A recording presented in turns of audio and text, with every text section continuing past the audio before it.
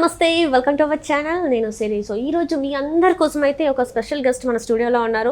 అంటే మనము అందరి వాయిస్ అంటే ఒక క్యారెక్టర్కి మెయిన్ అంటే ఎంత యాక్టింగ్ చేసినా కూడా వాళ్ళ వాయిస్ అనేది మెయిన్ ఇంపార్టెంట్. అంటే వాళ్ళ వాయిస్ అంటే గాత్రదానం చేయడమే కానీ ఏదైనా కూడా వాయిస్ లేకపోతే వాళ్ళు ఎంత యాక్టింగ్ చేసినా వేస్టే కదా. సో ఈరోజు అలా తన గాత్రాన్ని ఇండస్ట్రీకి ఇట్లా పంచి పెడుతున్నారనమాట. సో తను ఎవరో కాదు, 8 years నుంచి వెళ్ళి అంటే మన ఇండస్ట్రీలో ఒక ఊపుతున్నా అంటే సీరియలే కావచ్చు, సినిమానే కావచ్చు, ప్రతి దాంట్లో కూడా తన మార్క్ని ఇట్లా ముద్ర వేసేసారనమాట. తను ఎవరో కాదు, మన ఫణి వంశీ గారు. నమస్కారం సార్. నమస్తే సార్, ఎలా ఉన్నారు సార్? Fine, super. మీరు? నేను చాలా బాగున్నాను sir. And thank you so much sir. అంటే నేను కొంచెం లేట్ చేసినా కూడా మీరు నా కోసం వెయిట్ చేశారు మీ టైంని. And thank you so much. And first thing, అసలు వై డబ్బింగ్? డబ్బింగ్ అంటే నాకు ఒక సర్ప్రైజ్ గిఫ్ట్ నాకు దేవుడి నుంచి. యాక్చువల్గా డబ్బింగ్ నాది మ్యూజిక్ ప్రొఫెషన్. యాక్చువల్గా నేను జెమినీ టీవీలో జై దుర్గా అనే ఒక సీరియల్కి పాడడానికి ఒక స్టూడియోకి వెళ్ళినప్పుడు అదే స్టూడియోలో డబ్బింగ్స్ జరుగుతున్నాయి. సో ఆ సాంగ్ పాడుతున్నప్పుడు వాయిస్ విని మీరు డబ్బింగ్ కూడా ట్రై చేయొచ్చు కదా అని అంటే అట్లా యాక్సిడెంటల్గా నేను డబ్బింగ్కి టర్న్ అవ్వడం జరిగింది. ఇప్పుడు మ్యూజిక్ అండ్ డబ్బింగ్ రెండు కళ్ళు నాకు.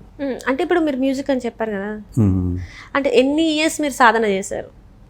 సాధన అనేది రోజు అవసరమే, టైం ఉన్న ప్రతిరోజు చేయాల్సిందే. చిన్నప్పటి నుంచి పాడుతున్నాను, పాడడం అయితే చిన్నప్పటి నుంచి ఉంది. రోజు సాధన చేయాలి, డిపెండ్స్. ఇంకా అంటే సంగీతం నేర్చుకున్నారు? బేసిక్స్ వర్క్ నేర్చుకున్నాను. బేసిక్స్ నేర్చుకున్నాను అంతే. అంటే ఇప్పుడు ఇండస్ట్రీలోకి రావాలంటే వీళ్ళలాగా అవ్వాలి అని చెప్పేసి ఒకటి ఉంటుంది కదా, అలా ఏమన్నా మీరు పెట్టుకున్నారా? వాళ్ళలాగా అవ్వాలని నాకు లేదు, ఎందుకంటే వాళ్ళు ఉన్నారు కాబట్టి, ఆల్రెడీ వాళ్ళలాగా అయ్యి ఉన్నారు కాబట్టి వాళ్ళలాగా అవ్వాలనే ప్రెషర్ నేను పెట్టుకోలేదు.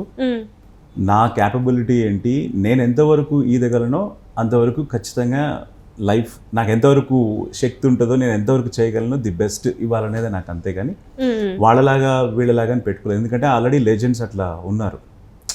మళ్ళీ వాళ్ళని రీప్లేస్ చేయాలన్న ఆలోచన అంటే వాళ్ళలాగా అవ్వాలన్న ఆలోచన కానీ ఏదో బాగా తొందరగా వెళ్ళిపోయి ఏదో అంటే వెంటనే ఓవర్ నైట్ సెలబ్రిటీ అయిపోవడము, ఏదో అయిపోవడం అనే ఇదైతే నాకేం లేదు. బేసిక్గా పని చేసుకుంటూ వెళ్ళడం మీదే ఫోకస్ అంతే. అంటే ఫస్ట్ మీరు చెప్పారు కదా సాంగ్ పాడుతుంటే డబ్బింగ్ కూడా చెప్పొచ్చని, మీ ఫస్ట్ డబ్బింగ్ ఏదని? ఫస్ట్ డబ్బింగ్ అదే సాంగ్ పాడుతున్న స్టూడియోలోనే జరుగుతుంది. సాహస వీరులు అని అక్షయ్ కుమార్ గారిది ఖతరోంకి కిలాడి అని హిందీలో వచ్చింది. తెలుగులో అది సాహస వీరులుగా డబ్ అయిందనమాట. సో దాంట్లో ఒక one of the main character లాగా ఉండే. సో దానికి చెప్పించారు నాతోటి. అది చెప్పాను. అది జస్ట్ లైవ్ షో అనమాట. కొన్ని దాంట్లో టాస్క్లు ఇస్తారు దాంట్లో ఉన్న యాక్టర్స్కి. అది చాలా న్యాచురల్గా మనం మాట్లాడుకున్నట్టే రన్ అవుతుంటుంది అనమాట.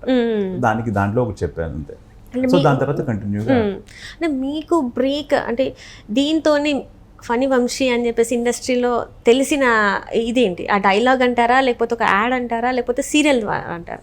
అయితే డబ్బింగ్ స్టార్ట్ చేసిన విదిన్ 3 months అనుకుంటా. 3 monthsలో నాకు లక్కీగా దాసనారాయణరావు గారి సీరియల్ అభిషేకంలో హీరోకి నేను కమిట్ అవ్వడం జరిగింది. హీరో క్యారెక్టర్కి నేను వాయిస్ ఇచ్చాను.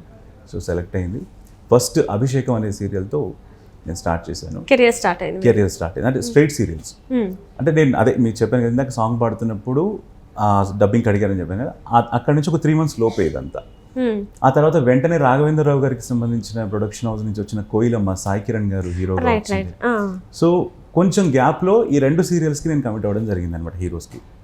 ఇవి 2 నాకు అంటే నా ఇనీషియల్ స్టేజెస్లోనే ఒక బిగ్ బ్యానర్స్లో నేను సీరియల్స్కి చెప్పడం అనేది ప్లస్ పాయింట్ అయిందని అనుకుంటున్నాను నేను. ఏమైనా డైలాగ్స్ గుర్తున్నాయా serials? So it's a flow అండి. పర్టికులర్గా పంచ్ డైలాగ్స్ లాగా ఏవి ఉండవు, బట్ మంచి క్యారెక్టర్స్. అభిషేకం అయితే సీరియల్స్ హిస్టరీలో, వరల్డ్ సీరియల్ హిస్టరీలో కూడా Guinness book of world record, ఇండియాలో అయితే డెఫినెట్గా రికార్డ్. 3000+ ఎపిసోడ్స్. అది 300+ ఎపిసోడ్స్కి 3000 ఎపిసోడ్స్. సో దానికి మీరు మొత్తం చెప్తున్నా అది అంటే last generation, last 1500 to 1800 episodes ఉంది కదా, ఆ జనరేషన్స్ మారుతూ ఉంటాయి. ఏదైతే 1800 ఎపిసోడ్స్, లాస్ట్ 1800 ఎపిసోడ్స్ నేను చెప్పాను. మామూలు విషయం కాదు సార్, అది కూడా దగ్గర 2000 అన్నట్టే కదా. 2000 ఉండొచ్చు అసలు. అంటే ఇట్లా ఉంటుంది సార్, అంటే సీరియల్ డబ్బింగ్కి మూవీ డబ్బింగ్కి అసలు డిఫరెన్స్ ఏముంటుంది సార్? అంటే నా పర్సనల్ ఒపీనియన్ అయితే ఏదైనా మనం ఓన్ చేసుకునే దాన్ని బట్టే ఉంటుంది. సీరియల్ డబ్బింగ్లో వాళ్ళకి కావాల్సిన అవుట్పుట్ మనం ఇవ్వాలి, సినిమాలో వాళ్ళకేం కావాలో అది ఇవ్వాలి తప్ప డిఫరెన్స్ ఏముంటుందంటే నేనేం చెప్పలేను. ఫైనల్గా మనం చేసేది ఏంటి, నేను ఏదైనా డిఫరెంట్గా చెప్పాలనుకున్నా అక్కడ యాక్టర్ ఏం చేస్తాడో అదే చెప్పాలి నేను. అంటే ఇప్పుడు డైలాగ్స్ తొందర సినిమాలో ఉంటాయా అంటే ప్రెషర్ ఎక్కువ ఉంటుందని? ప్రెషర్ డెఫినెట్గా ప్రెషర్ అని చెప్పలేం, కానీ స్పేస్ ఉంటుంది, టైం ఉంటుంది. సినిమాల్లో డెఫినెట్గా ఆ స్పేస్ ఉంటుంది. అట్ ద సేమ్ టైం వాళ్ళని మెప్పించడం కూడా కొంచెం కష్టం. మెప్పించడం కూడా కష్టం అంటారు. మెప్పించడం కష్టం. అంటే అక్కడ కూర్చొని మాకు ఇలానే కావాలని వాళ్ళు డైరెక్టర్స్ అడుగుతారు. ఆఫ్ కోర్స్ ఒక్కొక్కసారి దాదాపు ఒక లైన్ని ఒక 15-20 సార్లు చెప్పాల్సి వస్తుంది. అట్లా కష్టపడ్డ డైలాగ్ ఏంటి మీకు? చాలా ఉన్నాయండి. ఒక ట్రెండింగ్ మైండ్లో ఒకటి ఉంటుంది కదా, అమ్మ దీనికోసం నేను చాలా కష్టపడ్డాను, ఈ డైలాగ్ అసలు నాకు రాలేదు, లాస్ట్లో వచ్చింది ఎక్కడో. డైలాగ్లో నాకు టేక్స్ పట్టలేదు, కానీ ఒక నారప్ప సినిమాలో చిన్న క్యారెక్టర్కి ఒక 2 minutes కంటిన్యూ ఎఫెక్ట్ ఉంటుంది అనమాట. నారప్ప వెరీ బిగినింగ్ 1/2 hour లోపే వస్తుంది ఆ సీన్.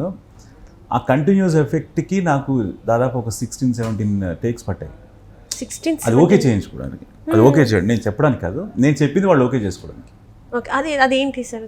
అది కంటిన్యూస్ ఎఫెక్ట్ అండి. అది ఇట్లా అది అంటే కొడుతుంటే డైలాగ్స్ చెప్తూ అది కంటిన్యూగా ఆ పెయిన్ని ఎలివేట్ చేస్తూ దాని మీద ఫోకస్ చేస్తూ మళ్ళీ అదే ఎఫెక్ట్లో డైలాగ్స్ చెప్పుకుంటూ వెళ్ళడం అనేది ఒక టాస్క్. సో అది నాకు బాగా కష్టమైంది. అంటే వాళ్ళు నేను ఓకే అనుకున్నా, బట్ వాళ్ళకి ఫైనల్గా వాళ్ళకేం కావాలో అది ఇవ్వాలి. ఇక్కడ మనం ఉంది, వాళ్ళకి ఫైనల్గా ఏది కావాలో అదే మనం ఇవ్వాలి. మనకి నచ్చినట్టు చేయడం కుదరదు. అంటే ఇప్పటి వరకు ఓవరాల్గా ఎన్ని మూవీస్ చేశారు సార్? మొత్తం అంటే నేను చిన్న క్యారెక్టర్స్ చిన్నవి నుంచి లీడ్స్ వరకు మొత్తం చేసుకుంటే ఒక 50+ ఉంటాయి. 50+ చేశారు అంటే ఓటీటీస్ అన్ని కలిపి. అండ్ ఇప్పుడు నేను విన్న దాని ప్రకారం మీరు ఇప్పుడు మహారాజా మూవీ అంటే విజయ్ సేతుపతి గారి మూవీ చేశారు. విజయ్ సేతుపతి గారికి మీరు డబ్బింగ్ చెప్పారు. ఎట్లా ఉంది మీ ఎక్స్పీరియన్స్? విజయ్ సేతుపతి గారికి చెప్పడం అనేది నాకు ఒక డ్రీమే. ఎందుకంటే కరోనా టైంలో మనందరం చాలా ఫ్రీగా భయంతో ఫ్రీగా ఉన్నాం. ఆ టైంలో అందరూ ఇళ్లలో ఓటీటీ చేయబట్టి అందరూ కొంచెం రిలాక్స్ అవ్వడం జరిగింది కదా. సో ఆ టైంలో మా ఇంట్లో విజయ్ సేతుపతి ముఖ్యంగా నా వైఫ్ బాగా చూసేదనమాట. అది ఒక 30 movies 25 to 30 movies కవర్ చేయడం జరిగింది.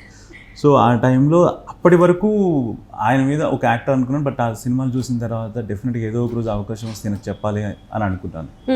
సో నేను చెప్పాలనుకుంటున్న యాక్టర్స్లో ఆయన ఒకరు.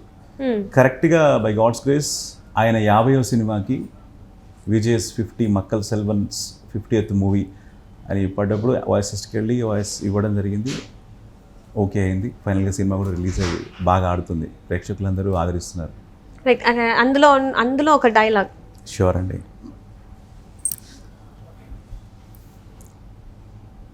నా పేరు మహారాజా సార్. కేకే నగర్లో సెలూన్ షాప్ పెట్టుకున్నాను. ఇల్లు పள்ளிకరణి భారతీనగర్లో ఉంటుంది సార్. ఇంట్లో లక్ష్మిని దొంగిలించారు సార్. ఎఫ్ఐఆర్ ఫైల్ చేద్దామని వచ్చాను. అంటే ట్రైలర్లో వచ్చింది కాబట్టి చెప్తున్నాను, బట్ మిగతా ఇప్పుడు సినిమా రన్ అవుతుంది కాబట్టి మిగతా నేను రివీల్ చేయొద్దు. అంటే ఇప్పుడు విజయ్ సేతుపతి గారికి అంటే మీరు డబ్బింగ్ చెప్పేటప్పుడు ఎక్కడైనా ఇబ్బంది పడ్డారా? అంటే ఆయన ఎక్స్ప్రెషన్స్ని మీరు తీసుకొని అది చెప్పాలి అన్నప్పుడు ఏమన్నా ఇబ్బంది పడ్డారా? అంటే ఇబ్బంది ఇన్ ద సెన్స్ అంటే నాకు విజయ్ సేతుపతి గారికి చెప్తున్నప్పుడు అంటే ఒక మ్యూజిక్ ఫీల్డ్ నుంచి కూడా ఉన్నాను కాబట్టి ఒక చిన్న కంపేర్ అంటే మనకు అర్థం కావడం కోసం విజయ్ సేతుపతి గారి యాక్టింగ్ నాకు ఇళయరాజా గారి సాంగ్ లాగా అనిపించింది. ఎందుకు అని అంటే ఇళయరాజా గారి పాట వింటున్నప్పుడు హాయిగా ఉంటుంది, పాడేప్పుడు చాలా కష్టం.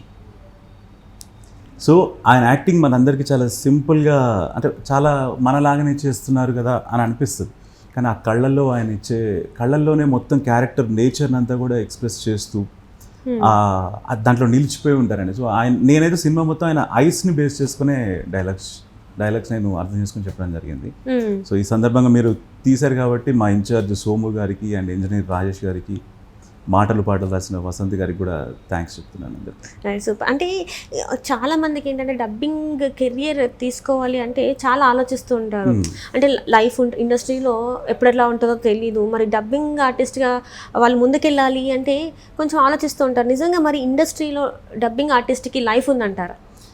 దేనికి గ్యారెంటీ లేదు కదండి. డబ్బింగ్ పక్క పెట్టండి, ఏ ఫీల్డ్కి గ్యారెంటీ ఉంది? మనం ఇష్టపడి సోర్స్ని క్రియేట్ చేసుకోవాల్సింది. ఎవరు దేనికి అసలు సెటిల్ అవ్వడం గ్యారెంటీ ఉండడం అనేది నా దృష్టిలో నేనైతే నమ్మను. ఇది నా విషయం వరకు నేను చెప్పగలుగుతాను. నాకు ఇష్టం కాబట్టి నేను ఉన్నాను. నా అవకాశాల కోసం నేను చేసే ప్రయత్నం సిన్సియర్గా చేస్తున్నాను. వచ్చిన వాటిని సద్వినియోగం చేసుకోవడానికి ట్రై చేస్తున్నాను. అంతకు మించి దీంట్లో పెద్ద సీక్రెట్ కూడా ఏం లేదు. బట్ డెఫినెట్గా ఉంటాయి, స్ట్రగుల్స్ అనేవి ఎవరికైనా ఉంటాయి. చాలామంది పడ్డదాంతో పోలిస్తే మనం చాలా తక్కువే అని చెప్పుకోవాలి. ఇప్పుడు మీ ఫ్యామిలీ బ్యాక్గ్రౌండ్ ఎలా ఉంటుంది? యాక్చువల్ మాది సూర్యాపేట, నల్గొండ, అంతకుముందు నల్గొండ జిల్లా, ఇప్పుడు సూర్యాపేట డిస్ట్రిక్ట్ అయింది. సో అక్కడ దానికి 13 కిలోమీటర్ల దూరంలో బండమీది చందుపట్ల అనేది. ఓకే. సో మాది వ్యవసాయ ఆధారిత కుటుంబం. అక్కడ మాకు టెంపుల్ ఉంది, వెంకటేశ్వరికి నాన్న అక్కడ మేము టెంపుల్ చేసేవాళ్ళం. 400 years నుంచి మా వాళ్ళే చేస్తున్నారు. యా, వంశపారంపర్యంగా వస్తున్నారు. తర్వాత నేను స్టడీస్ కోసం ఇక్కడికి వచ్చినప్పుడు హైదరాబాద్ షిఫ్ట్ కావాల్సి వచ్చింది. సో ఒక బిలో మిడిల్ క్లాస్ ఫ్యామిలీ. మరి ఒప్పుకున్నారా ఇంట్లో ఈ కెరియర్ని నేను చూస్ చేసుకుంటున్నాను అని చెప్తే? నార్మల్గా అయితే చదువుకోవడానికి వచ్చారు మీరు ఇక్కడికి, ఈ చదువుకోకుండా ఇదేంటి, ఉద్యోగం చేసుకోకుండా ఇదేంటి అని అడగలేదు మీ ఇంట్లో వాళ్ళు ఎప్పుడు? లేదండి, ఎందుకంటే యాక్చువల్గా నేను మా ఊర్లోనే గవర్నమెంట్ స్కూల్లోనే 10th క్లాస్ వరకు చదువుకున్నాను. సో అక్కడి నుంచి నాన్న ఏంటంటే చిన్నప్పటి నుంచి ఈ కల్చరల్ యాక్టివిటీస్లో ఎప్పుడూ ముందుండాలని. అంటే డాడీ చెప్పింది కూడా చిన్నప్పటి నుంచి ఏంటంటే గెలవడం ఓడడం ఇంపార్టెంట్ కాదు, ఫస్ట్ అసలు పార్టిసిపేట్ చేయాలి, అసలు ప్రయత్నం అనేది గెలుపని చిన్నప్పటి నుంచి నాన్న చెప్తుండేవాడు. గెలుస్తూ ఓడిపోతే పక్కకు పెట్టు, అసలు ట్రై చేయాలి కదా, ట్రై చేస్తేనే కదా తెలిసేది అసలు నీకు ఎంతవరకు వర్కౌట్ లేదో తెలిసేది. ముందే భయపడుకుంటూ కూర్చుంటే ఎక్కడ ఏం చేస్తాం అనేది చిన్నప్పటి నుంచి నాన్న వల్ల అది అలవాటైంది. ప్లస్ నాన్న కూడా ఒక ఆర్టిస్ట్, అంటే డ్రామాస్ అవి వేసేవాడు అక్కడ ఊళ్ళో అనమాట. ఆ జిల్లాలో కూడా కొంచెం తెలుసు నాన్న పేరు అదంతా కూడా. సో అట్లా నాన్న ఇచ్చిన ఎంకరేజ్మెంట్, ఇంట్లో అమ్మకు కూడా చాలా ఇష్టం, సినిమాలు అందరికీ చూడడం అలవాటు, రామారావు గారిది, చిరంజీవి గారి అందరిది ఫాలో అవ్వకుంటూ వచ్చారు కాబట్టి ఫస్ట్ డెఫినెట్గా కొంత ఎక్కడో వాళ్ళకు ఉండిందేమో, మీరు అడుగుతుంటే నాకు ఇప్పుడు అనిపిస్తుంది. బట్ నమ్మకమో ఏంటో తెలియదు, ఎప్పుడు కూడా నో అని చెప్పలేదు. ఇవాళ వాళ్ళు హ్యాపీ, సో ప్రాబ్లం ఏం లేదు. 1 year జాబ్ కూడా చేస్తున్నాను నేను, బట్ మనసు ఎక్కడో ఉంది, నేను చేస్తున్న పని ఎక్కడో ఉంది. మరి సినిమా ఇండస్ట్రీ అంటే ఇలా ఉంది, మరి సీరియల్కి వచ్చేసరికి ఎప్పుడు స్టార్ట్ అయింది ఏంటి అసలు? అంటే మీరు చెప్పారు అభిషేకం అని చెప్పారు, అభిషేకం తర్వాత లైక్ ఎక్కడెక్కడ కోయిలమ్మ, ఆ తర్వాత లైక్ కోయిలమ్మకి నాకు కోయిలమ్మ తర్వాత కంటిన్యూస్గా ప్రాజెక్ట్స్ అండి. ఇక దాని తర్వాత సావిత్రి అని, బంధం అని, నెంబర్ ఆఫ్, ఇక అది ఇట్స్ అ ఫ్లో. దానికి ఒకటంటూ ఏం చెప్పలేము, ఫ్లో. అన్ని సీరియల్స్ ఇప్పటి వరకు చెప్తూనే ఉన్నాం. ఇప్పుడు కూడా ఒక 10 సీరియల్స్ అట్లా చెప్తాను. 10+. ఒక డేలో ఎంత టైం కేటాయిస్తారు మీరు దీనికి మొత్తం, అంటే డబ్బింగ్ చెప్పడానికి? టోటల్ ఒక డేలో అది అట్లే డైలీ సీరియల్స్ కదా, సో వాళ్ళకి ఎప్పుడు ఏ అవసరం వస్తుందో తెలీదు. సో ఎప్పుడు మేము మార్నింగ్ 9 to ఈవినింగ్ 7 వరకు అయితే ఖచ్చితంగా అవైలబుల్ ఉంటారు. ఒకవేళ మీకు మరి ఏదైనా పర్సనల్ వర్క్స్ ఉంటే పరిస్థితి ఏంటి? కరోనాతో నేర్చుకుంది ఏంటంటే ఇంట్లో అందరూ స్టూడియోలు పెట్టుకున్నాం. ఇంకోటి టెక్నాలజీ పెరిగింది, మైక్స్ ఉన్నాయి. సో ప్యాక్ చేసుకుని వెళ్ళిపోవడం, ల్యాప్టాప్, మైక్, సౌండ్ కార్డ్, ఎక్కడికి వెళ్ళినా తీసుకెళ్ళిపోవచ్చు. అక్కడి నుంచి రికార్డ్ చేసి పంపించవచ్చు. టెక్నికల్ గా మనకి సోర్సెస్ ఉన్నాయి కాబట్టి. సో మీరు వర్క్ ఫ్రమ్ అంటే హోమ్ ఫర్ అంటే ఏమంటారు డబ్బింగ్ ఇంట్లో నుంచి వెళ్ళి? నాకు ఇప్పుడు దాదాపు ఒక 3+ years నుంచి నేను ఇంట్లోంచే సీరియల్స్ అయితే ఇంట్లో నుంచే చెప్తున్నాను. ఇంట్లో నుంచి చెప్తున్నారు? కరోనా నుంచి, ముఖ్యంగా కరోనా ఆ సీజన్ నుంచి. అంటే ఇప్పుడు ఒకవేళ మీరు మీ ఫ్యామిలీతో ఎక్కడికైనా టూర్ వెళ్ళాలి అనుకోండి, పరిస్థితి ఏంటి? అక్కడ కూడా కూర్చొని ఒక దగ్గర కూర్చొని? లేదు అంటే ఒక ముందు ఇన్ఫార్మ్ చేస్తాము, ఒక 2-3 రోజులు ఉండట్లేదని చెప్పడం. బట్ ఇట్లాంటి ప్రోమోస్ అంటే నేను కొన్ని ఛానల్స్కి నేను అఫీషియల్ ప్రమోటర్, వాయిస్ పనిచేస్తున్నాను. అవి మాత్రం తప్పవు ఎక్కడికి వెళ్ళినా. అది ఏ ఊరికి వెళ్ళినా తప్పు. నేను చెన్నై వెళ్ళినప్పుడు, ఎటు వెళ్ళినా, తంజావూరు వెళ్ళినప్పుడు కూడా మైక్ పక్కన పెట్టుకొని వెహికల్ పక్క కాపుకొని మరీ చెప్పాలి. నేనే కాదు, ఎవరైనా మా దాంట్లో ఉన్న డబ్బింగ్ ఆర్టిస్ట్ ఎవరైనా అంతే డెడికేటెడ్గా ఉంటారు అందరూ. అది ఇష్టం కదండి. సో ఇష్టము అన్నీ బ్యాలెన్స్ చేయడానికి తీసుకోవాలి, సోర్సెస్ అనేవి మనమే క్రియేట్ చేసుకోవాలి. సో మీరు ఇప్పుడు చెప్పారు కదా, అది ఎలా చెప్తారు ఏంటని ఒకసారి మాకు చెప్తారు? ఏది ప్రోమోస్? ఓకే. సో మీరు ప్రోమోస్ అడుగుతున్నారు కాబట్టి నేను జీ తెలుగు ఛానల్కి వాయిస్ ఓవర్ ఆర్టిస్ట్ వర్క్ చేస్తున్నాను. సో ఆ ప్రోమోస్ ఎలా ఉంటే చెప్తాను ఒకటి. సో ఇది జగద్ధాత్రి అనే సీరియల్కి సంబంధించిన ప్రోమో అనమాట. డెడ్ బాడీతో మీనం వేస్తున్న ప్లాన్ని జేడీ కేడీలు ఛేదించగలరా? జగద్ధాత్రి మీ జీ తెలుగులో. సో ఇలా ఉంటుంది. ఇంకో సీరియల్కి సంబంధించి రఘురామ్ ముందు ప్రశాంత్ కుట్రని బయట పెట్టిన రామలక్ష్మి, పడమటి సంధ్యారాగం మీ జీ తెలుగులో. ఇక ఇట్లా వెళ్తున్నాను మోస్ట్. ఓన్లీ జీ తెలుగుకి మాత్రమే మీరు ప్రోమోస్ చెప్తూ ఉంటారు. యా, జీ తెలుగు, సో అదే ఆ ఛానల్కి అఫీషియల్గా ప్రమోట్ చెప్తూ ఉంటాను. అంటే ఇక్కడ ఇది ఏమైనా అగ్రిమెంట్ బేస్ అట్లా ఉంటుందా సార్? అంటే మనం డెఫినెట్గా అగ్రిమెంట్ ఇన్ని ఇయర్స్ అని ఉంటుందా లేకపోతే ఎలా? 2 years. 2 years తర్వాత వాళ్ళకి మనం నచ్చకపోయినా మనకి నచ్చకపోయినా మనం క్విట్ అవ్వచ్చు. అంటే ఇప్పుడు మీరు ఇప్పటివరకు అయితే డబ్బింగ్ ఆర్టిస్ట్ అండ్ మీరు చెప్పారు సింగర్ అని కూడా పాడతారని చెప్పేసి నిన్న నేను చూశాను. యాక్చువల్లీ మీ ఇంటర్వ్యూ అనగానే మీకోసం నేను చూశాను అనమాట సాంగ్స్. చాలా వరకు కూడా డబ్బింగ్ ఆర్టిస్ట్ అంటే సాంగ్స్ పాడడం కొంచెం ఇబ్బంది పడతారు, కానీ మీ దగ్గర అది లేదు, చాలా ఈజీతోనే పాడుతున్నారు. ఎలా అంటే ముందు నేను మ్యూజిక్ నుంచి వచ్చాను, మ్యూజిక్ నుంచి డబ్బింగ్, అదే నాకు ఒక దేవుడు ఇచ్చిన ఒక వాల్యుబుల్ గిఫ్ట్ డబ్బింగ్ అనేది. అంతవరకు నాకు ఈ క్రాఫ్ట్లో నాకు కేవలం బాలు గారు డబ్బింగ్ చెప్తారని తెలుసు, సునీత గారు చెప్తారని తెలుసు, మనో గారు చెప్తారని తెలుసు, ఇంకో 2-3 తెలుసు, శ్రీనివాస్ మూర్తి గారి పేరు తెలుసు. బట్ అసలు ఈ క్రాఫ్ట్ ట్రై చేయాలని కానీ నా మైండ్లో కానీ ఏమీ లేదు అసలు. సో అది సడన్గా వచ్చింది. బట్ ఇప్పుడు అది ఎంత విలువైందో, అసలు డబ్బింగ్ ఆర్టిస్ట్ అనేవాళ్ళు ఎంత గొప్పవాళ్ళు అనేది నేను దిగిన తర్వాత తెలిసింది. ఇప్పుడు నా కొలీగ్స్ అందరం చూస్తున్నప్పుడు కూడా అందరు కష్టపడతారు, చాలా మంది బాగా కష్టపడతారు. మా కోసం ఒక సాంగ్, మీరు మీ సాంగ్, నా సాంగ్, మీ సాంగ్. తుంటరి ఓ చిన్నది అల్లరి చేస్తున్నది, నన్నేలాగెనుమది తన ప్రేమతో. ఇది మూవీలో సాంగ్ లేకపోతే మీరు? ఇది నేను వేరే వాళ్ళకి కంపోజ్ చేసి పాడింది. అంటే ఇప్పుడు బయట ఎవరైనా వాళ్ళకి సాంగ్ కావాలి అన్న కూడా మీరు చేసేసి కంపోజ్ చేసేసి ఇచ్చేస్తారా, లేకపోతే ఓన్లీ మూవీస్ వరకేనా? లేదండి, నేను యాక్చువల్గా కంపోజర్ అండ్ సింగర్గా ఉన్నాను. అక్కడ నుంచి ఒక సాంగ్ పాడడానికి వెళ్ళినప్పుడు డబ్బింగ్లోకి వచ్చాను. సో ఒక 3-4 క్రాఫ్ట్స్లో నేను వర్క్ చేస్తుంటాను అనమాట. సో అట్లా మ్యూజిక్ డైరెక్షన్ కూడా చేస్తాను. అదే ఇప్పటివరకు ఎన్ని మూవీస్కి మీరు మ్యూజిక్ డైరెక్షన్ చేశారు? లేదు, అంటే రెండు మూవీస్కి చేశాను, బట్ అవి ఇంకా రిలీజ్ అవ్వలేదు, వెయిటింగ్ ఫర్ ద రిలీజ్. ఇప్పుడు ఏమన్నా చేస్తున్నారా? ఇప్పుడు ఏమన్నా మ్యూజిక్ చేస్తున్నాడు. ఒక ఛానల్కి సంబంధించి సాంగ్స్ కమిట్ అయ్యాను, ఒక 60 సాంగ్స్ కమిట్ అయి ఉన్నాను. సో దాంట్లో ఒక 30 ఆల్రెడీ అయిపోయాయి, ఇంకో 30 చేయాలి. అంటే జింగిల్స్ లాగా అంటున్నారా లేకపోతే? లేదండి, అది కంప్లీట్గా అంటే fusion kind of devotional theme అది. Okay. So devotional kind of songs మనకి అన్నీ తెలుసుగా, ఫేమస్ స్తోత్రాలు లేదా సాంగ్స్, ఇప్పుడు గోవిందనామాలు. కాకపోతే ఏంటంటే మెయిన్ చేస్తున్న వర్క్ ఏంటంటే యాజ్ ఇట్ ఈస్ అట్లా కాకుండా వాటికి రిప్రైజ్డ్ వర్షన్స్ లాగా చేసుకుంటూ ఆ ఫ్లేవర్ ఏది దెబ్బ తినకుండా సో మళ్ళీ వాటిని కొత్తగా కంపోజ్ చేసుకుంటూ రిలీజ్ చేస్తున్నాం.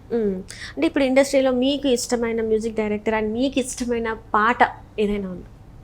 ఇది చెప్పలేము, ఇష్టమైన చాలా మంది ఉంటారు, అట్లా మీకు ఉంటారు కదా, అదే వీళ్ళ సాంగ్స్ వింటే నేను ఎలాంటి మూడ్లో ఉన్నా కూడా సెట్ అయిపోతాను. అసలు పాట వింటేనే సెట్ అవుతాను నేను. That's what. ఇందాక మీకు ఒక విషయం చెప్పాలంటే, నేను ఇక్కడ ఈ ప్రొఫెషన్ బీఫామ్ గ్రాడ్యుయేట్ నేను యాక్చువల్గా. అంటే మనం జనరల్గా రిలాక్స్ అవ్వడానికి మీరు అన్నట్టు మ్యూజిక్ వింటుంటాం లేదా డాన్స్ చేస్తారు, ఏదో ఒక ఆర్ట్ ఫామ్నే ఎంచుకొని మనం రిలాక్స్ అవుతూ ఉంటాం. నేను ఆలోచించింది ఏంటంటే ఏది వింటూ ఏది చేస్తూ మనం రిలాక్స్ అవుతున్నామో అదే నా ప్రొఫెషన్ ఎందుకు అవుతుందని ఆలోచించాను. సింపుల్. చిన్నప్పుడు అది డిసైడ్ అయిపోయారా? నాకు చిన్నప్పటి నుంచి అంటే ఇంకోటి ఫినాన్షియల్గా నేను హయ్యర్ స్టడీస్కి వెళ్ళడానికి నాకు బీఫామ్ వరకు చాలా కష్టపడిన పేరెంట్స్ చదివించారు నన్ను. ఆ తర్వాత నేను ఎటు వెళ్ళాలన్నా ఏం వెళ్ళాలన్నా కల్చరల్గా ముందు నుంచి నాకు స్ట్రాంగ్గా బేస్ ఇచ్చారు నాన్న, నాకే కదా మా ఇంట్లో అందరికీ కూడా. సో నాకు నేను ఏదైతే వింటూ నేను రిలాక్స్ అవుతున్నానో అదే నా ప్రొఫెషన్ అయితే ఎట్లుంటుంది అని ఆలోచించాను, అంతే నేను. బై గాడ్స్ గ్రేస్ ఇవాళ రన్ అవుతుంది అదే. అంటే మీకు ఇష్టమైన పాట, ఒకవేళ ఇష్టమైన పాట ఫనీ గారికి ఒక ఇష్టమైన పాట ఉందంటే అది పాతదైనా కొత్తదైనా? ష్యూర్. పాడనా తీయగా కమ్మని ఒక పాట, పాటగా బ్రతకనా మీ అందరి నోట, ఆరాధనే అమృత వర్షం అనుకున్నా, ఆవేదనే హాలాహలమై పడుతున్నా, నాగానమాగదులే ఇక నాగానమాగదులే. పాడనా తీయగా కమ్మని ఒక పాట, పాటగా బ్రతకనా మీ అందరి నోట. Right, super sir, super. Vasu సినిమాని అసలు అసలు ఈ సాంగ్ చాలా చాలా మందికి ఫేవరెట్ ఉంటుంది. అసలు ఆయన కెరియర్ గురించి ఆయన ఎంత సఫర్ అయ్యారో ఇది చాలా మందికి కరెక్ట్ అయింది నాకు కూడా. రైట్. అంటే మీరు ఎట్లా సింగర్, తను కూడా అంతే కష్టపడుతూ ఉంటాడు మూవీలో మనం చూస్తే. Right sir. అంటే ఇప్పుడు coming to your career, dubbing అనేది చాలా మందికి ఏంటంటే మెయిన్ లీడ్స్కి చెప్తానే వాళ్ళకి రికగ్నైజేషన్ వస్తుంది అని చెప్పేసి ఉంటుంది. మీకు అలా అంటే మీరేమైనా ఒక మెయిన్ లీడ్స్కి చెప్పినది ఉందంటారు? అంటే ఇప్పుడు చెప్తుంది నేను మెయిన్ లీడ్స్కే చెప్తున్నాను. మెయిన్ లీడ్స్ చెప్పే వాళ్ళకే లైఫ్ ఉంటుంది అదంటే నాకు కాన్సెప్ట్ గురించి యాక్చువల్గా నేనేం చెప్పలేను. బట్ మనం ఇక్కడ ఉండాలి అనుకున్నప్పుడు మెయిన్ లీడ్స్ అనే కాదండి, అంటే మామూలు చిన్న చిన్న క్యారెక్టర్స్ చెప్పుకుంటూ కూడా సర్వైవ్ అవుతున్నారు. అంటే మన ఆలోచన, మన కృషి, మనం ఎంతవరకు మన అవకాశాలని మనం సృష్టించుకోగలుగుతున్నాం అనే దాని మీదనే ఉంటుందని నా ఫీలింగ్ అంతే. అంటే కంపల్సరీ మెయిన్ లీడ్స్కే చెప్పాల్సిన అవసరం లేదు, ఏది వచ్చినా కూడా చేస్తాను అంటాను. ఇప్పుడు అందరూ మెయిన్ లీడ్స్కి ఇప్పుడు నేను కూడా ముందు ఇనిషియల్ స్టేజెస్లో సినిమాలో మెయిన్ లీడ్స్కి ఏం చెప్పలేదు. అట్లా ఏం ఉండదు. మనకు ఒకసారి ఇప్పుడు ఏదో ఒక బ్రేక్ రావాలి, బ్రేక్ వచ్చినప్పుడు మన వాయిస్ ఎలివేట్ అవుతే నలుగురికి తెలిస్తే ఆటోమేటిక్గా ఈ వాయిస్ దీనికి ఈ లీడ్కి చెప్పించుకోవచ్చు లేదా ఈ క్యారెక్టర్కి చెప్పించుకోవచ్చు అని ఆటోమేటిక్గా వాళ్ళకి అర్థం అవుతుంది.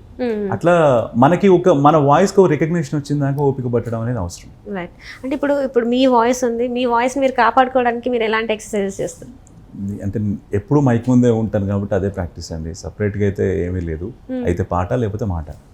అంటే ఇప్పుడు కోల్డ్ కాఫ్ అలాంటివి వచ్చినప్పుడు గొంతు చేంజ్ అయిపోతుంటుంది, వాయిస్ చేంజ్ అయిపోతుంటుంది, అలాంటి టైంలో మీరు ఎలా తీసుకునే ప్రికాషన్స్ ఏంటి అసలు? అలాంటి టైంలోనే ఒక్కొక్కసారి ప్లస్ అవుతుంది కూడా. హౌ అంటే ఎలా? అదే అంటే ప్రతిసారి అని చెప్పలేను, ఒక్కొక్కసారి సక్సెస్ అవ్వడానికి కూడా అవి కూడా కొన్ని పనికి వస్తాయి. కొన్ని క్యారెక్టర్స్ చెప్పాల్సి వచ్చినప్పుడు కొంచెం మనకి హెవీ బేస్ అవసరమైనప్పుడు లైట్గా జలుబు ఉన్నప్పుడు అది కొంచెం హెల్ప్ అవుతుంది. అవునా? ఖచ్చితంగా అదే అంటున్నా. అంటే ఇది మొత్తం అందరికీ నేనేమో వర్తిస్తుందని నేను అనట్లేదు, మనం దాన్ని ఎట్లా ఉపయోగించుకుంటాం అనే దాన్ని బట్టి ఉంటుంది. బట్ డెఫినెట్గా దగ్గు జలుబు ఉన్నప్పుడు ఏం వర్క్ చేయలేము, దాన్ని కూడా ఉపయోగించుకునే సందర్భాలు ఉంటాయి కూడా. అంటే కమింగ్ అప్ మీ ప్రాజెక్ట్స్ ఏంటి ఇప్పుడు అంటే రిలీజే కావచ్చు, మీరు చెప్తుందే కావచ్చు, ఏదైనా కూడా. ఇప్పుడు లుతేరి అని ఒక వెబ్ సిరీస్ రిలీజ్ అయింది, దాంట్లో హీరోకి చెప్పాను. ఓకే. హంటర్ అని ఒక వెబ్ సిరీస్ రిలీజ్ అయింది, సునీల్ శెట్టి గారి హీరో, సో ఆయనకి డబ్బింగ్ చెప్పాను. సో బాయ్స్ రిలీజ్కి ఉంది, అది రెడీగా ఉంది, సో దాంట్లో ఒక మెయిన్ లీడ్ చెప్పాను. అంటే ఏమైనా కొంతమందికి ఏవైతే మీరు ఇప్పుడు చెప్పారో అవి ఏమైనా డైలాగ్స్ మీకు ఏమైనా గుర్తున్నాయా? ఇంకా రిలీజ్కి ఉన్నాయి కదా, ఓకే, రిలీజ్ ఉన్నవి మీరు చెప్పవద్దు. అండ్ మీకు ఫేవరెట్ డైలాగ్స్ కొన్ని ఉంటాయి కదా, మీరు చెప్పిన డైలాగ్స్ డబ్బింగ్వి ఏవైనా కొన్ని లైన్స్, 2 లైన్స్ అయినా? మహారాజానే ఇష్టం నాకు. మహారాజానే ఇష్టం? మహారాజానే అంటే ఇప్పటి వరకు చెప్పిన వీటిలో మహారాజా నాకు ఇష్టం.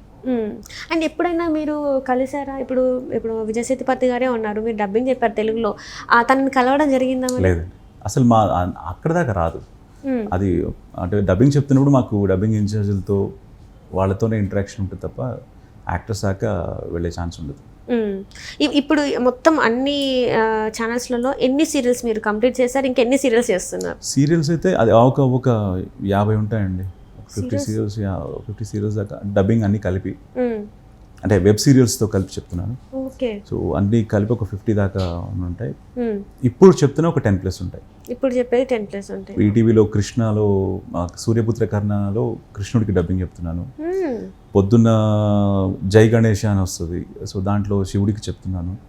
రేణుక ఎల్లమ్మ అని మా టీవీలో వస్తుంటుంది, దాంట్లో శివుడికి చెప్తున్నాను. ప్రేమ ఎంత మధురం జీ తెలుగులో ఆర్యవర్ధన్కి చెప్తున్నాను. సో ఒక్కసారి మాకు ఆర్యవర్ధన్ గారి డైలాగ్ కావాలి, ఎందుకంటే అసలు ప్రేమ ఎంత మధురం సీరియల్కి ఎంతమంది ఫ్యాన్స్, ఆయన చెప్పే ఆ డైలాగ్స్కి చాలామంది అను అని పిలవడమే కావచ్చు. సో అదంతా మీరే అనమాట, దాని వెనకాల ఉంది అంతమంది ఆ సీరియల్ని చూడడానికి గల కారణం. సీరియల్ని చూడడానికి కారణం డెఫినెట్గా శ్రీరామ్ గారు, అంటే హీరో అండ్ ప్రొడ్యూసర్ ఆయనే. సో వాళ్ళు తీసుకున్న సబ్జెక్ట్ కానివ్వండి, వాళ్ళ making and taking, screen play కానివ్వండి, అవన్నీ ఫస్ట్ ప్రోమో రిలీజ్ చేసినప్పుడే చాలామంది అట్రాక్ట్ అయ్యారు. అవును. తర్వాత వాయిసెస్ చేసినప్పుడు ఎవరు చెప్పాలన్నప్పుడు నేను వెళ్ళి వాయిసెస్ ఇచ్చిన తర్వాత ఓకే అయింది. అది యాక్సెప్ట్ చేయడం వాళ్ళ అంటే నా వాయిస్ సరిపోద్దని ఓకే చేయడం శ్రీరామ్ గారి గొప్పతనం. సో అట్లా ఇప్పటికీ ఒక 1300 ఎపిసోడ్స్ దాకా వస్తుంది. 1300 ఎపిసోడ్స్ దాకా రీచ్ అవబోతుంది. 1282 రీసెంట్ అంటే లాస్ట్ వీక్ చెప్పాను నేను. 1300 అది కూడా రాబోతుంది. సో ఆర్యవర్ధన్ అంటే డిఫరెంట్ ఎమోషన్స్ ఉన్నాయి. నాకు అదృష్టం ఏంటంటే దాంట్లో అన్ని ఎమోషన్స్ ఉంటాయి. రైట్. ఆర్యవర్ధన్ అనేది ఒకటి ఆయన హీరోయిజం ఎలివేషన్లో అట్లాంటిది వస్తుంది. జెండే అని తన ఫ్రెండ్ సో వాళ్ళిద్దరి కాంబినేషన్స్ బాగుంటాయి. అనుతో క్యూట్ సీన్స్ చాలా ఉంటాయి, love based scenes, number of dialogues ఉన్నాయండి. సో ఇన్స్టాగ్రామ్లో వాటిలో పెట్టి నాకు కూడా పంపిస్తుంటారు ఈ డైలాగ్స్ చాలా బాగున్నాయని. అంటే మీకు అంటే బెస్ట్ కాంప్లిమెంట్ ఏంటి? అది సినిమానే కావచ్చు, సీరియలే కావచ్చు, best compliment in the sense నాకు అది నారప్ప అప్పుడు శ్రీకాంత్ అడ్డాల గారు డైరెక్టర్, ఆ మూవీ డైరెక్టర్, ఆయన వచ్చి చాలా బాగుంది వాయిస్, కీప్ ఇట్ అప్ అండి, ఆల్ ది బెస్ట్ అని, మనం ఎప్పుడైనా అవకాశం ఉంటే చూద్దాం అన్నట్టుగా చెప్పారు. అదొకటి. బోయపాటి సీన్ గారు అఖండాలో చిన్న క్యారెక్టర్ చెప్పారు అనమాట. సో అప్పుడు ఆయన కూడా కాంప్లిమెంట్స్ ఇచ్చారు. ఇప్పుడు సీరియల్స్ విషయానికి వస్తే ఏమవుతుందంటే అండి, అంటే నా గ్రాఫ్ ఒకవేళ నాది రెజ్యూమే చూస్తే, మీరు డబ్బింగ్ రెజ్యూమే చూస్తే, అంతకుముందు వాళ్ళే డబ్బింగ్ చెప్పుకునేవాళ్ళు యాక్టర్స్. సో వాళ్ళ గొప్పతనం ఏంటంటే వాళ్ళు నా వాయిస్ ఓకే చేసి ఇప్పుడు వాళ్ళందరికీ నేను డబ్బింగ్ చెప్తున్నాను. సాయి కిరణ్ గారికి కానీ, ఇప్పుడు శ్రీరామ్ గారికి, నందకిషోర్ గారు ఉప్పెన అనే సీరియల్ ఉంటుంది, శ్రవంతి 2లో రెండిట్లో చేసిన ఆయనకి నేనే చెప్తున్నాను. సో ఇట్లా డిఫరెంట్, అంటే వాళ్ళు అంతకుముందు వాళ్ళ క్యారెక్టర్స్కి వాళ్ళే చెప్పుకునేవాళ్ళు. అవునవును. ఇప్పుడు మీరు చెప్పారు కదా సాయి కిరణ్ గారని, తన డబ్బై తనే చెప్పుకుంటానని చెప్పారు, ఇప్పుడు మీరు చెప్తున్నాను చెప్తున్నారు. కోయిలమ్మ నుంచి నేనే, అంతకుముందు కూడా ఒకళ్ళు చెప్పినట్టున్నారు వేరే వాళ్ళు, బట్ మేజర్గా వాళ్ళ ప్రాజెక్ట్స్కి వాళ్ళే డబ్బింగ్ చెప్పుకునేవాళ్ళు. వాళ్ళ మంచితనము డెఫినెట్గా నన్ను యాక్సెప్ట్ చేయడం అనేది, వాళ్ళు నన్ను బ్రదర్లా ట్రీట్ చేస్తారు. సో ఆ పరిచయం పెరిగింది. ఎప్పుడు బాగా చెప్తున్నావు అని అప్పుడప్పుడు మంచి సీన్స్ పడ్డప్పుడు నాకు మెసేజ్ కానీ ఫోన్లో కానీ చెప్తుంటారు, మంచిగా ఎంకరేజ్ చేస్తారు. మీరు ఇందాక ప్రేమ ఎంత మధురం అన్నారు కాబట్టి ఒక ఇన్సిడెంట్ చెప్పాలనిపిస్తుంది. కరోనా అప్పుడు నేను కరోనా ఎఫెక్ట్ అయి ఉన్నాను. ఒక 30 days క్వారంటైన్లో ఉన్నాను. సో అప్పుడు అంటే ఆ సీరియల్ మీద మీరు అన్నట్టు ఇందాక అంత ఆదరించారన్నప్పుడు ఒక 3-4 ఎపిసోడ్స్ నేను చెప్పలేదు. అంటే కరోనాలో ఉండి చెప్పలేం కదా. సో నేను ఇంకా నాకు మళ్ళీ టెస్ట్ చేసుకుని నెగిటివ్ రిజల్ట్ కూడా రాలేదు. బట్ ఆ టైంలో కూడా వెళ్ళి చెప్పిన సందర్భాలు ఉన్నాయి ప్రేమ ఎంత మధురంకి. వాళ్ళు అంతా మిమ్మల్ని సపోర్ట్ చేశారు డెఫినెట్గా. అసలు వాళ్ళు అదే స్పెషల్లీ శ్రీరామ్ సార్ చెప్పాలి, ఆయన ఒక అన్నలాగా, బ్రదర్ లాగా నన్ను ఆ టైంలో ఇప్పటికీ డెఫినెట్గా నన్ను ఎంకరేజ్ చేస్తూనే ఉంటారు. ఆ టీం మొత్తం పోస్ట్ ప్రొడక్షన్ టీం కానీ, శ్రీరామ్ గారి యూనిట్ కానీ, అందరూ బెస్ట్ పర్సన్స్. ఇండస్ట్రీలో మీకు బెస్ట్ ఫ్రెండ్స్ అంటే మీ ఏదన్నా కూడా, మీ పర్సనల్ ఇష్యూ అయినా కూడా వాళ్ళతో షేర్ చేసుకున్న ఒక వ్యక్తి ఉంటారు కదా, ఎవరు ఆ వ్యక్తి? ఫ్యామిలీ అండి. ఇండస్ట్రీ అని చెప్పలేను నేను, టు బి ఆనెస్ట్. అంటే ఇప్పుడు కెమెరా ముందు నేను అబద్ధం కూడా చెప్పలేను. ఫ్యామిలీనే నా best friends. Family best friends. మీరు అంటే ఫ్రెండ్స్ చాలా మంది ఉన్నారు, బెస్ట్ అంటే నా ప్రతి అంటే ప్లస్లో మైనస్లో అన్నిట్లో కూడా డెఫినెట్గా ఫ్యామిలీకే ఫస్ట్ ప్రిఫరెన్స్ ఇస్తాను. ఇప్పుడు ఫ్యామిలీ గురించి వచ్చింది కాబట్టి, మీ వైఫ్ మీరు చేసే పనితోని హ్యాపీగా ఉన్నారా లేరు? Very happy. నాకు తెలిసి అయితే హ్యాపీగానే ఉంది. ఎప్పుడైనా ఇద్దరిది కలిపి ఇంటర్వ్యూ తీసుకున్నప్పుడు చూడాలి, ఖచ్చితంగా చేయాలి. అసలు అంటే చాలా మందికి ఏంటంటే, మీరు ఇప్పుడు స్టూడియోలోనే ఉంటారు, మీరే ఇందాక చెప్పారు 9 to 7 వరకే. అంటే అది చిన్న స్పాన్ కాదు, చాలా అవర్స్ మీరు అట్లానే ఉంటారు. సో వాళ్ళకి కూడా ఉంటుంది కదా, బయటికి వెళ్ళాలి అని, ఇక్కడికి వెళ్ళాలి. ఇందాక మీరు చెప్పారు ఎక్కడికి వెళ్ళినా కూడా మైక్ పట్టుకొని వెళ్తా అని చెప్తున్నారు. సో తన ఫీలింగ్స్ కూడా ఎలా ఉన్నాయని నేను తెలుసుకోవాలనుకుంటున్నాను. అంటే ఎప్పుడో ఒకసారి అనిపిస్తుంది, అంటే వాళ్ళకి అనిపించడం కదా, నాకు అనిపిస్తుంది. అంటే ఫ్యామిలీకి ఒక్కోసారి టైం స్పెండ్ చేయకపోతే నాకు కూడా ఎట్లా ఉంటుంది. బట్ వాళ్ళు అర్థం చేసుకున్నారు కాబట్టి మనం నడుస్తుంది, లేకపోతే ఇంత ఫ్రీగా మనం మూవ్ అవ్వలేం కదా. సో ఈ రీసెంట్గా నాకు అబ్బాయి పుట్టాడు అనమాట, 7 months. సో థ్యాంక్ యూ అండి. సో వాడు పుట్టిన తర్వాత వచ్చిన ఫస్ట్ సక్సెస్ ఇది మహారాజా. ఓకే, మీకు కొడుకు వచ్చాడు ఇలా మహారాజా, అంటే లక్ అనమాట, లక్ వచ్చేసేసింది. సో దీంతో ఇంకా చాలా మంచి మంచి ప్రాజెక్ట్స్ రావాలి సార్. అలానే మీ ఫినాన్షియల్ స్టేటస్ ఎలా ఉంది? అంటే ఫస్ట్ మీరు చెప్పారు ఇందాక కొంచెం కష్టపడి పైకి వచ్చామని చెప్పేసి, ఇప్పుడు ఇండస్ట్రీలోకి వచ్చిన తర్వాత మీరు స్ట్రాంగ్గా ఉన్నారా, లేకపోతే ఇంకా ఇంకా స్ట్రగుల్ చేయాలి, ఇంకా ఎర్న్ చేయాలి, ఇంకా ఏంటి అసలు ఫినాన్షియల్? మీరు అంటుంది ఫినాన్షియల్ దీని గురించి లేదండి, ఐఎమ్ వెరీ కంఫర్టబుల్. ఎందుకంటే నాకు ఎక్కువ, నేను అదే చెప్తున్నాను కదా, నేను ప్రెషర్ ఎక్కువ పెట్టుకోలేదు. నేను వాళ్ళలాగా ఎదగాలి, ఇంత ఉండాలి అంత ఉండాలి నాకేం లేదు బేసిక్గా. నేను యాక్చువల్లీ నాకు ఇప్పటికే 2 గిఫ్ట్స్ ఉన్నాయనుకుంటాను. నేను మ్యూజిక్ డబ్బింగ్ అనేది నాకు చాలా పెద్ద గిఫ్ట్స్. సో నా ఫ్యామిలీకి ఇబ్బంది లేకుండా నేను చూసుకోగలుగుతున్నాను. సో దెన్ నాకు ఎక్కువ పెద్దగా ఆ ప్రెషర్స్ ఉండవు, అదే చెప్తున్నాను నేను.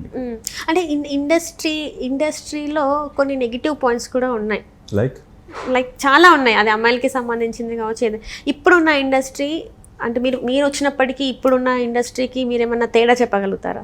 నేను వచ్చింది కూడా పెద్ద డికేడ్ కూడా కాలేదు ఇంకా. తేడా ఏం లేదండి. మన పని మనం చేసుకుని వెళ్ళిపోవడమే. అంత అంటే ఇండస్ట్రీలో ఏం జరుగుతుంది అని అంత ఫోకస్ దానికోసం రాలేదు కదా. సో వర్క్ అంటారు, ఓన్లీ వర్క్, పని చేసుకుని వెళ్ళిపోవడం అంతవరకు మాట్లాడే మన కొలీగ్స్ కలిసినప్పుడు మాట్లాడుకొని వెళ్ళిపోవడం అంతే. అంటే ఇప్పుడు చూస్తున్నాం రీసెంట్ టైమ్స్లో ఏమేమి జరిగాయి. నాకు మీరు అన్న పాయింట్ అర్థమైంది అది.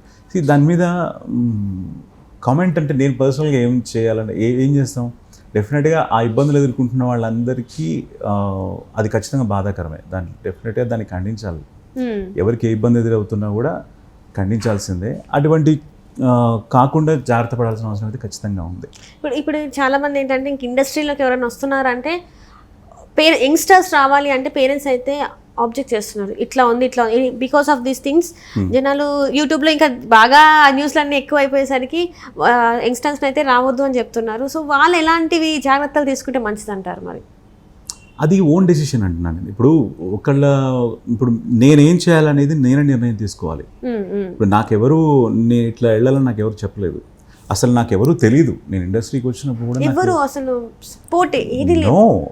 అదే చెప్తున్నాను, నేను జీరో నుంచే అదే చెప్తున్నాను, జీరో నుంచే స్టార్ట్ చేశాను. నేను జీరో నుంచి స్టార్ట్ చేసినప్పుడు ఇప్పుడు ఇంతమంది ఫ్రెండ్స్, ఇంత సర్కిల్ వచ్చింది అని అంటే అది నేను ఏ వేలో వెళ్ళాలనుకున్నానో, ఎట్లా చేయాలనుకున్నాను, నా బిహేవియర్ ఎట్లుండాలి, 10 మందితో ఎట్లా మాట్లాడాలనే దాని మీదనే ఉంటుంది. ఇప్పుడు ఒక్కొక్కరికి ఒక్కో ప్రాబ్లం ఉంటుందండి. ఇప్పుడు ఉమెన్కో లాగా ప్రాబ్లం ఉండొచ్చు, మెన్కో లాగా ప్రాబ్లం ఉండొచ్చు. ఏ ప్రాబ్లం అయినా ఆ ప్రాబ్లం వచ్చినప్పుడు మనం రియాక్ట్ అయ్యే విధానాన్ని బట్టి ఉంటుంది. మీరు అన్నదానికి నేను చెప్పేది ఒకటే, జాగ్రత్తగా ఉండడం.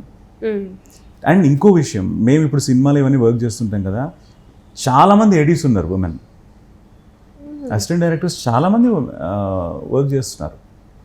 సో అట్లా అంటే అదే మన సెక్యూరిటీ మనమే చూసుకోవాలి ఖచ్చితంగా. అట్లా ఇబ్బంది పెట్టే వాళ్ళని ఎవరు క్షమించకూడదు కూడా. వాళ్ళని ఇబ్బంది పెట్టే వాళ్ళని కూడా ఎవరు వాళ్ళు పోనీలేండి అని విడిచిపెట్టడం కూడా కరెక్ట్ కాదు. తగిన బుద్ధి చెప్పాలి. Right sir. అంటే ఇప్పటి వరకు మీరు ఇండస్ట్రీలో ఫేస్ చేసిన అతి పెద్ద అంటే ఇంకా చాలే, ఇంకా ఇండస్ట్రీలో వద్దు అని అనిపించింది ఏమన్నా ఉందా? అస్సలు లేదు. అసలు నన్ను అట్లా అంటే ఉంటాయి ఇంకో సంవత్సరం, ఇంకో 6 నెలలు నువ్వు ఉండలేవు, నువ్వు ఇంకా ఇట్లా ఉంటే కష్టము, ఇవన్నీ ఉంటాయి. బట్ అవన్నీ అంటుంటారండి, మనం చేసుకుంటూ వెళ్ళిపోవడమే పని. మీకు మెయిన్గా సపోర్ట్ చేసేది అంటే ఫ్యామిలీ అంటారా, మీ వైఫ్? అంటే ఫ్యామిలీలోనే వస్తారు, వైఫ్ కూడా, ఫ్రెండ్స్ అంటారా? ఎందుకంటే ఇలాంటివి వచ్చినప్పుడు మిమ్మల్ని మీ లెగ్ పుల్ చేసినప్పుడు ఎవరు మీకు సపోర్ట్గా ఉంటారు? ఫస్ట్ నేనేం చేస్తానంటే అసలు నా సమస్య బయటికి చెప్పను. నాకు అది చాలా తక్కువ అలవాటు, నాకు లేదు బేసిక్. నా సమస్యను ఎట్లా సాల్వ్ చేసుకోవాలో నేనే ఆలోచిస్తా. ఎప్పుడైనా నన్ను గమనించి ఇంట్లో వాళ్ళు ఎవరైనా అడిగితే అప్పుడు చెప్తా. 99% నాకు నేనే ఎంకరేజ్ చేసుకుంటూ, నాకు నేనే ఎందుకలా అంటే నార్మల్గా ఉంటుంది కదా, అరే మనం ఇట్లా కొంచెం షేర్ చేసుకుంటే వాళ్ళ నుంచి ఏమన్నా సజెషన్స్ వస్తే దాన్ని చేయొచ్చు అని అట్లా ఏమనుకోరా మీరు? అలా నేను దాన్ని ఎక్కువ నమ్మనండి. ఓకే, మనిషికి అంటే నేను దేవుడిని బాగా నమ్ముతా. ఓకే, నేను ఏదైనా చెప్పుకోవాలనుకుంటే దేవుడికి చెప్పుకుంటాను మనసులో, అంతే. ఇప్పుడు ఉంటుంది, చాలా ప్రెషర్స్ ఉంటాయి, ఏం చేయాలో అర్థం కాదు, చుట్టూ చీకటి ఉంటుంది, దాంట్లోంచి ఎట్లా బయటపడాలో తెలియదు ఒక్కోసారి. బట్ ఫైనల్గా బయటకు వస్తాం, సర్కిల్ కదా. అదే కానీ అది కూడా ఉండాలి కదా, మన సెల్ఫ్గా మనం అన్నీ చేసేసుకొని ఎవరికి చెప్పకుండా మనోధైర్యాన్ని మనకి మనమే పెంచుకోవడం అంటే అది మామూలు విషయం కాదు. అంటే మెంటల్గా ఫిజికల్గా రెండిట్లో మనం స్ట్రెస్గా ఫీల్ అయిపోతాం, లో కూడా అయిపోతాం. సో అవన్నీ చేసుకోవాలంటే చాలా ధైర్యం ఉండాలి. అదే చెప్తున్నా, అదైతే నేను మనీ అంటే బయటికి అయితే చెప్పే అలవాటు నాకు లేదు. కష్టాన్ని కానీ బాధని కానీ బయటికి చెప్పే అలవాటు లేదు. అట్లే 95-96% చెప్పను, నాలో నేనే సాల్వ్ చేసేసుకుంటా. ఇప్పుడు మీరు ఇందాక అన్నారు కదా మీరు దేవుణ్ణి నమ్ముతా అన్నారు, మీరు దేవునికి సంబంధించిన ఏదైనా శ్లోకాలు ఏదైనా పాడతారా? ఎందుకు మా కోసం అంటే నాకు వినాలనిపిస్తుంది, ఎందుకంటే మీ వాయిస్ వింటుంటే ఒక అది మరీ బేస్ అని చెప్పలేము, మరీ ఆ లో అని చెప్పలేము, అలా వెళ్తుంది. నాకు అది వింటుంటే ఇంకా వినాలి అనిపిస్తుంది. సో అందుకోసం అడిగాను అనమాట. Thank you. వెంకటాద్రి సమం స్థానం బ్రహ్మాండే నాస్తి కించన వెంకటేశ సమో దేవో న భూతో న భవిష్యతి. ఇప్పుడు నేను చేస్తున్న యూట్యూబ్ ఛానల్కి ఈ శ్లోకం చాలామంది పాడారు, చాలామంది కంపోజ్ చేసుకున్నారు. నేను ఒక సాంగ్కి ముందు నేను ఇది కంపోజ్ చేసుకుని లీడ్ ఇచ్చి ఆదిశేషానంత శయన శ్రీనివాస శ్రీ వెంకటేశ ఈ సాంగ్ ముందు ఈ శ్లోకంతో స్టార్ట్ చేసుకున్నాను అనమాట నేను. ఇలా మీరు అంటే యూట్యూబ్కి అంటే సీరియల్ కాకుండా సినిమా కాకుండా ఇలా యూట్యూబ్కి మీరు ఎన్ని సాంగ్స్ వరకు చేశారు? యూట్యూబ్కి ఇప్పుడు ఆల్రెడీ ఇప్పుడు ఒక దానికి చేస్తున్నది 30 అయిపోయాయి ఆల్రెడీ. దాదాపు ఒక 100+ సాంగ్స్ ఉంటాయి. అంటే దాంట్లో ఇన్కమ్ ఎలా ఉంటుంది? అంటే ఇందులో బాగుంటుందా ఇందులో బాగుంటుందా? ఇప్పుడు income topic end of the day అదే కదా, మనకి కొంచెం వర్క్ చేస్తున్నాం అంటే మనం ఆ ఇన్కమ్ది కూడా చూసుకుంటాం కదా. సో ఎలా ఉంటుంది? ఇప్పుడు ఇన్కమ్ అనేది దాన్ని చెప్పలేము, దాన్ని కంపేర్ చేయలేము. మ్యూజిక్ త్రూ వచ్చే ఇన్కమ్ మ్యూజిక్ త్రూనే ఉంటుంది. ఇప్పుడు ఒక ఫిక్స్డ్, ఇంకోటి ఒక ఆర్టిస్ట్కి ఎప్పుడు కూడా ఫిక్స్డ్ రెమ్యూనరేషన్ ఏమి ఉండదు. ఇప్పుడు నాకు పరిచయం ఉన్న నా ఫ్రెండ్స్ వచ్చి నాకు సాంగ్ చేయమన్నప్పుడు నేను రెగ్యులర్గా తీసుకునే రెమ్యూనరేషన్ తీసుకోలేను. ఒక అన్నోన్ పర్సన్తో మనం టైఅప్ అయినప్పుడు ప్రొఫెషనల్గానే కొటేషన్ ఇస్తాం. ఇది ఎవరం అతిథులం కాదు దీనికి. సో అట్లా అది దేంట్లో ఎక్కువ వస్తుంది ఏం లేదు, దేన్నైనా ఈక్వల్గా చూడడం ఒకటే నాకు తెలుసు, అంతే. ఇంకా దేంట్లో ఎక్కువ వస్తుందంటే నాకు అసలు దానికి ఆన్సర్ కూడా చెప్పరాట్లేదు. అవునా? ఓకే సార్, మీకు కొంచెం ఎక్కువ వచ్చింది అనుకోండి, నాకు కూడా కొంచెం షేర్ చేయండి. ఎక్కువ వస్తే నాకు కూడా షేర్ చేయండి.